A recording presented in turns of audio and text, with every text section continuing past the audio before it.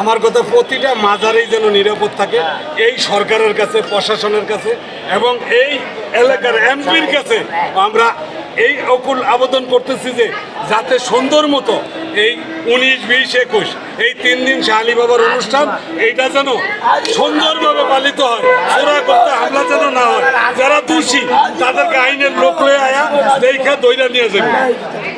অনাথায় অন্য কোনো পাগল মোস্তানের উপরে যেন হামলা না হয়।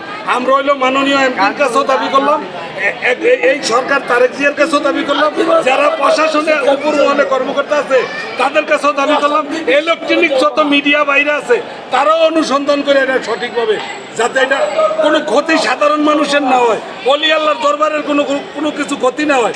এর জন্য আমি সবার কাছে অনুরোধ রাখলাম যাতে বিশৃঙ্খলা না বাজে। 1, 2জন খারাপ করে তাদেরকে প্রশাসন দিয়ে ধরাই দিয়ে তাদের বিচার হোক, কিন্তু সাধারণ অলি আল্লাহ প্রেমিক মানুষের উপরে যেন কোনো আক্রমণ না হয়, এইটাই আমার দাবি, এইটাই আমার কথা।